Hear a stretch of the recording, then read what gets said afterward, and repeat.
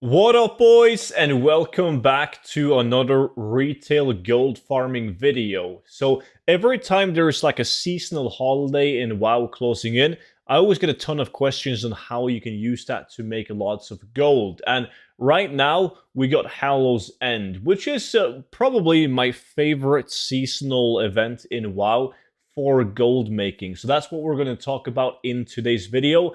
First, before we do that, massive thank you to everyone that has picked up the 0 to 10 million gold guide. This book has been out for over 2 years now, and the amount of support and positive feedback has been insane. So the main takeaway from this book is the fact that it gets constantly updated. So the people that bought the gold guide 2 years ago are still going to get the updates. The people that buy the gold guide today will get all of the Dragonflight updates that's done to the book for free. So if you're interested in it, 50% off right now using code Dragonflight, and you can find it down below in the description and also the pinned comments. So when you think of Hallow's End, there's one very basic thing that strikes a lot of people's mind, and that is dealing with the tricky treat, the currency of the event. Like these bad boys right here, you obtain these and you can use them to buy, well, a lot of different stuff. But for gold making,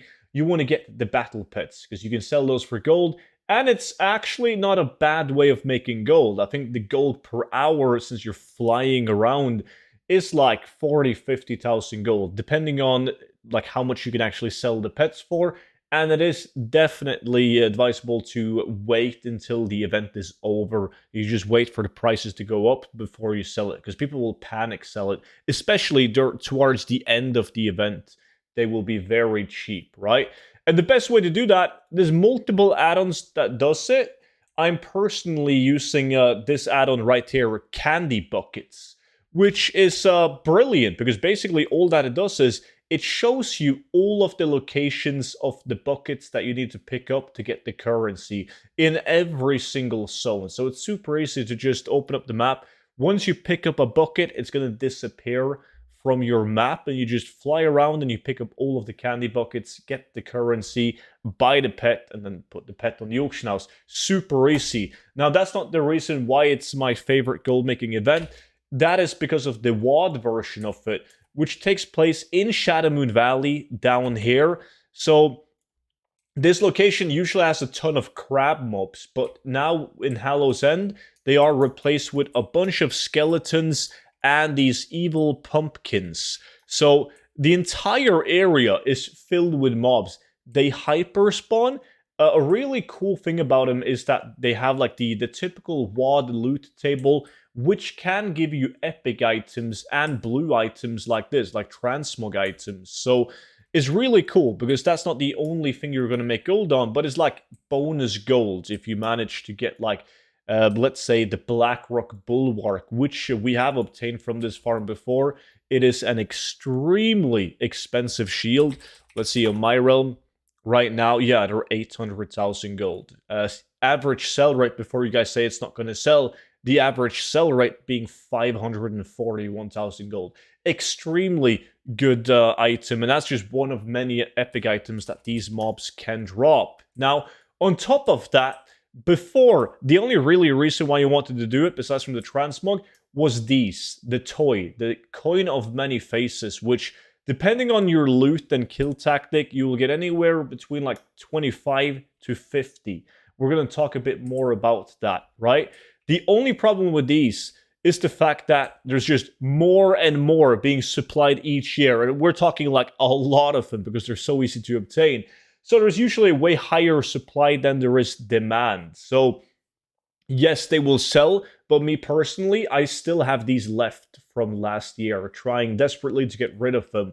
But they always do sell, so even though they just sell for like 1,000 gold, 2,000 gold, like throughout a year, it all adds up to a decent amount of gold. What's different this time around, though, and how me and a lot of other people messed up since last Hallow's End, is the Spectral Grog, because these are really cool. You click on them, and you turn into like a ghostly pirate thingy. A lot of people like these. Back in the days, you didn't have the regional auction house, so they would still sell, but they would move slowly.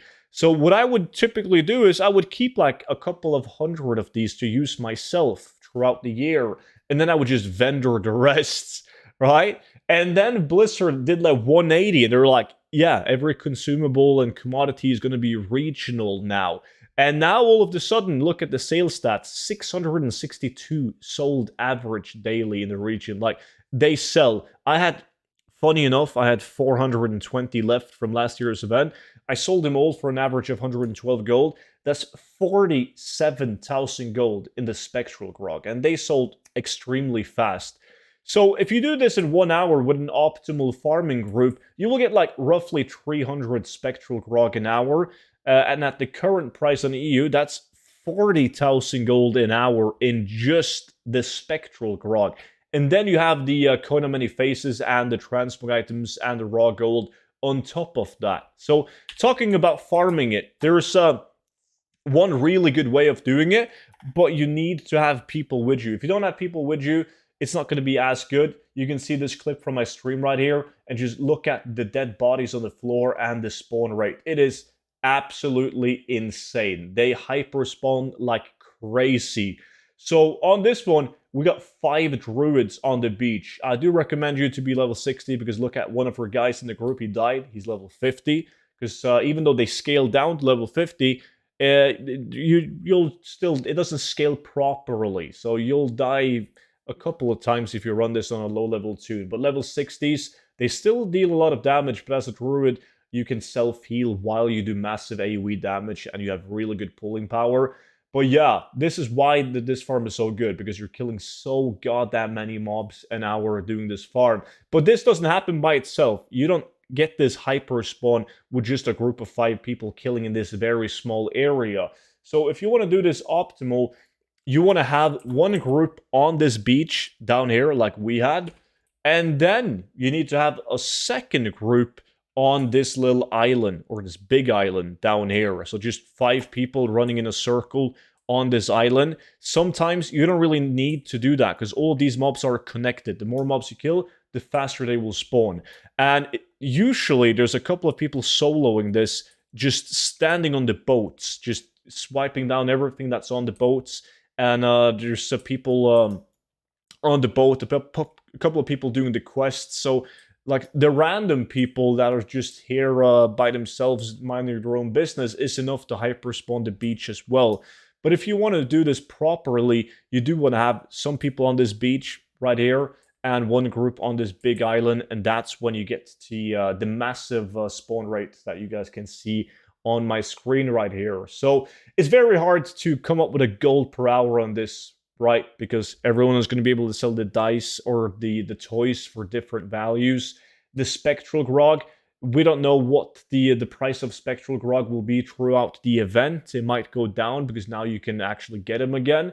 But it's pretty simple and basic with every single seasonal event. Prices, they start high when the event goes live and then they start dropping. And as soon as the event ends, they tend to go slowly and steadily back up again. So keep that in mind when you're doing this farm, but it's an extremely solid farm because you're making steady gold from the grog and the toys, and then you have the chance of getting those big boy transmog items as well. That was, however, it for today's video. So if you're interested in more videos like this, and of course in Dragonflight gold farming videos when that time arrives, make sure you are subscribed to my YouTube channel and you'll be notified whenever I upload those videos. And of course, you can always check out the 0 to 10 million gold guide if you haven't already. And I will see you all back in at tomorrow's video. But until then, bye-bye.